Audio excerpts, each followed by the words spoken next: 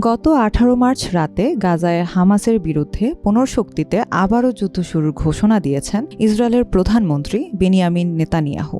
এর কয়েক ঘণ্টা পরেই গাজায় নির্বিচারে বোমা হামলা চালাতে শুরু করে ইসরায়েলের সামরিক বাহিনী। বার্তা সংস্থা আনাদুলো এক প্রতিবেদনে জানিয়েছে 19 মার্চ ভোররাতে রমজান মাসের সেহরির সময়ে ওই আকস্মিক হামলায় অন্তত 400 জনের মৃত্যু হয়েছে, আহত হয়েছেন আরও অন্তত 500 জন। 2025 সালের 19 জানুয়ারি গাজায় যুদ্ধবিরতি কার্যকর হওয়ার পর এটিই ছিল সবচেয়ে বড় বিমান হামলা। গাজার বেইত লাহিয়া, রাফা, নুসেইরাত ও আল মাওয়াসিতে বিমান হামলার পর একের পর এক ছবি প্রকাশিত হতে থাকে সামাজিক যোগাযোগ মাধ্যমে, যেখানে দেখা যায় নিহতদের মধ্যে বেশিরভাগই বেসামরিক নাগরিক, রয়েছে নারী ও শিশু।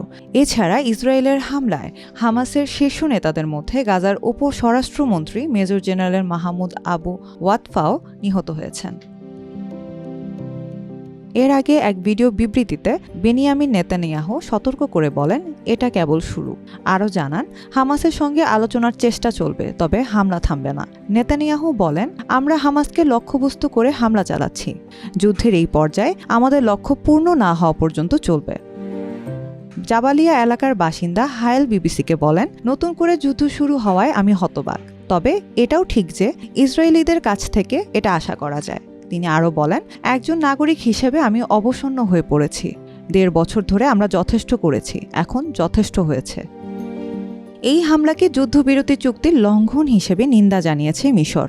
মিশরের পররাষ্ট্র মন্ত্রণালয়ের মুখপাত্র তামিম খাল্লাফ বলেন, গাজায় বিমান হামলা যুদ্ধবিরতির চুক্তির সুস্পষ্ট লঙ্ঘন এবং এটা যুদ্ধ পরিস্থিতি বিপজ্জনকভাবে বেড়ে যাওয়ার আশঙ্কা তৈরি করেছে।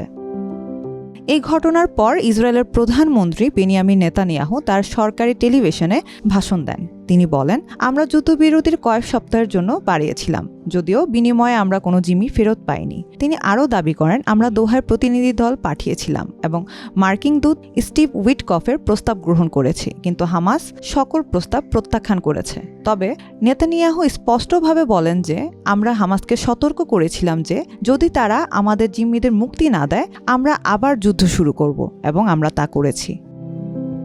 ইসরায়েলি গণমাধ্যমে জানানো হয়, মার্কিন দূত স্টিভ উইটকফ উভয় পক্ষের কাছে একটি হালনাগাদ প্রস্তাব পেশ করেছিলেন। এতে 50 দিনের যুদ্ধবিরতির জন্য 5 জন ইসরায়েলি বন্দীর মুক্তি, ফিলিস্তিনি বন্দীদের মুক্তি, মানবিক সহায়তার প্রবেশাধিকার এবং যুদ্ধবিরতির দ্বিতীয় ধাপে আলোচনা শুরু করার প্রস্তাব ছিল। কিন্তু গত 14 মার্চ হামাস জানায়, মধ্যস্থকারীদের প্রস্তাব গ্রহণ করেছে তারা। গাজার যুদ্ধবিরতি এবং বন্দি বিনিময়ের দ্বিতীয় ধাপের আলোচনার জন্য এক ইসরায়েলি আমেরিকান সৈন্যের মুক্তি এবং 4 জন দ্বৈত নাগরিকের মৃতদেহ ফেরত দেওয়ার সিদ্ধান্তও হয়েছে।